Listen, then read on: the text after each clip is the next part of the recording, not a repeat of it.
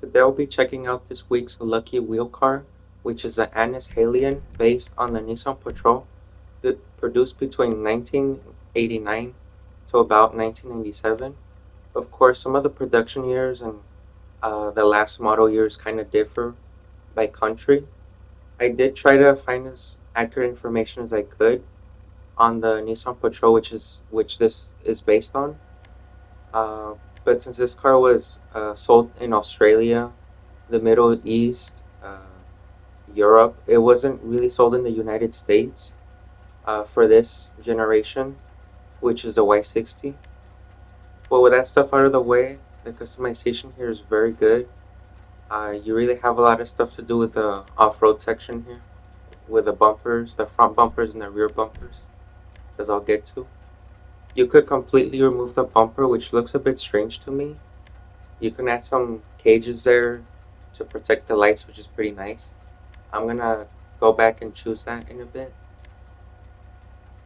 There's also some grow options, so I'm gonna come back to the front bumper later and change that.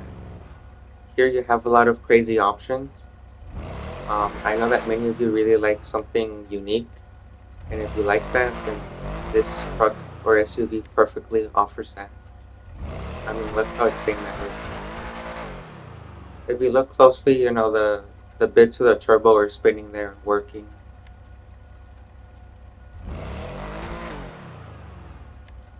Look at that, you got more exhaust, more different engine options.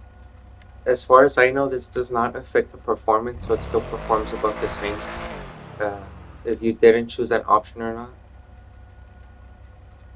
But for me, it doesn't fit with the build that I'm trying to go for, so I'm just going to leave it off. I'm going to keep it stock. For the fenders here, you can color match those extensions right there, the fenders. You can remove them. I'm going to color match them in a bit, but I'm going to share the other options here because they also get crazier the lower you get, as you can see. You can put a pretty wide body kit,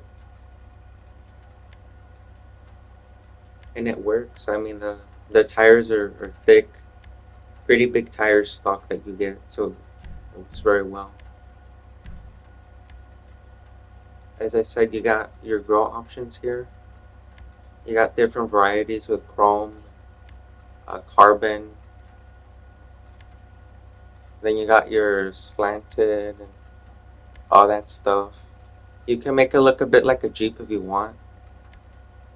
The last two options are very similar to the 1994 facelift, which is pretty cool. I'm gonna go with that. The Anise Grill. The lights come stock in white, so I'm just gonna leave it stock. Here you have your livery options. A lot of these are pretty decent. I 90% of the time I really don't choose liveries unless I feel like they belong on the car. Most of these seem to be, custom aftermarket liveries, not really based on anything. As far as I know, this car is not available in the United States, as I mentioned. So my knowledge is kind of limited, even with even with the research I did. But the Globe Oil is based on the Jurassic Park Jeep livery from Jurassic Park, and the Patriot beer is a creation by Rockstar. It's not exactly based on anything.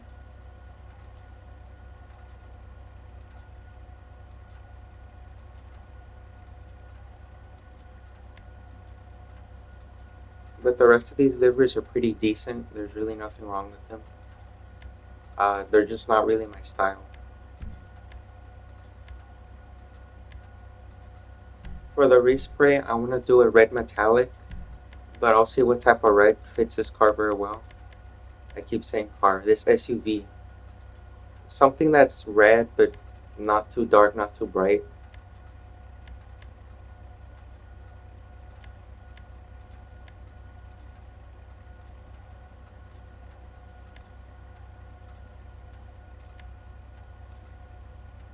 I'm not into making modded or hex colors, so I have to work here with what I got.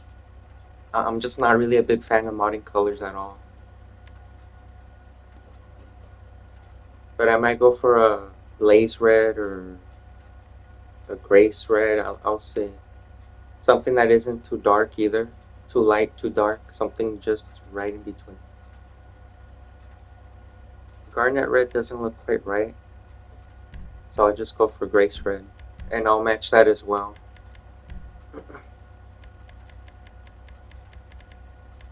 So you can see you have a little bit of a stripe there in the body line. Or a body line that looks like a stripe. But I'm just going to match all of that.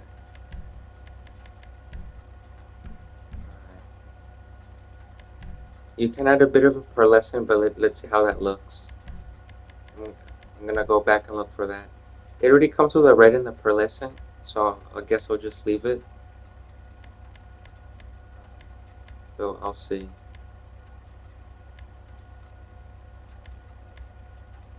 Yeah, I'll just leave this alone here.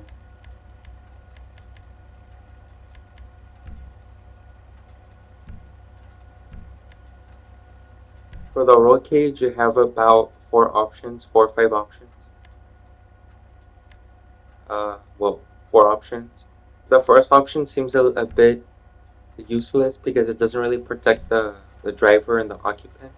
It only protects the back, which is pretty strange. But here you have your roof accessories. Um, you got some light bars, LED light bars. You don't have any of those classic style light bars. I'm not really a fan of these skirts, or they're not really skirts. You know, these steps, side steps. I feel like they stick out too much. They're a bit too low, and it really messes a little bit with the ground clearance depending on the angle that you're approaching, right? So I'll just leave the stock one. It's flat, it's thin. You can get this pretty low if you're into that, but I feel like it's still, yeah, you probably shouldn't do that in an off-road vehicle, in my opinion. For the wheels here, I'm gonna go into off-road, and then I'm gonna choose this one right here. It fits the car very well, the build. And I might add some tire lettering, because back in the 80s and 90s, this was a pretty common thing to have tire lettering on your off-road tires. I like how it looks, so I'll just go with it.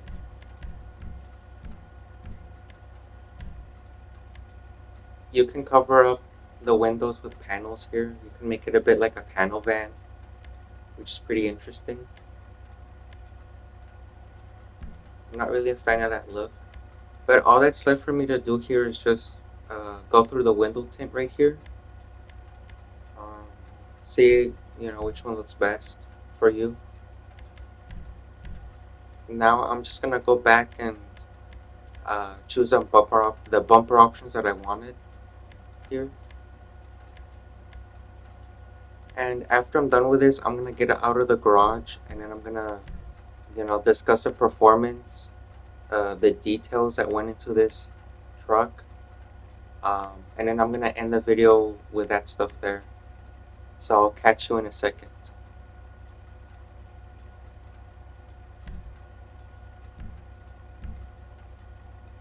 But let me go back and forth real quick to see if I missed any options. I swear there was some mirror options here, but it doesn't look like there is. I might have mixed this up with another SUV, uh, but it looks like I covered everything, which is good. Detail and texture quality is acceptable. I feel like more could have been done for the engine model. It is a 6-cylinder, just like the real life SUV. However, the engine model is not accurate, and the textures within the engine model are low quality. It does have a radiator sticking out, which is quite nice to see. The engine model here, it's not unique to this SUV. It's low quality as well. It's not great, but it's been seen a million times. The rear, it's a shame that the window at the top doesn't open for the split gate, but it's not a big deal.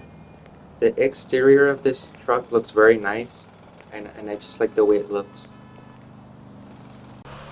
Speed and handling is decent. I really don't have any complaints besides it really doesn't feel fun on regular roads. You can really feel how utilitarian this SUV is, but it does a very good job. It's quite serious with its off-roading and getting you from A to B. It just does a flawless job.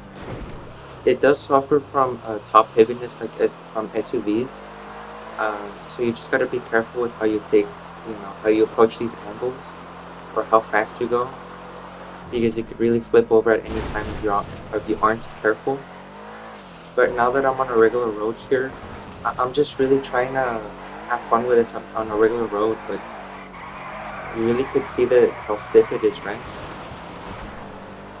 And I really don't feel dynamic, that dynamic feel. I don't know how to describe it. But look, at least you don't spin out, right? It has good traction, so I'll give it that. But as I said, you know, just look at that. You gotta be careful with how fast you take the corners.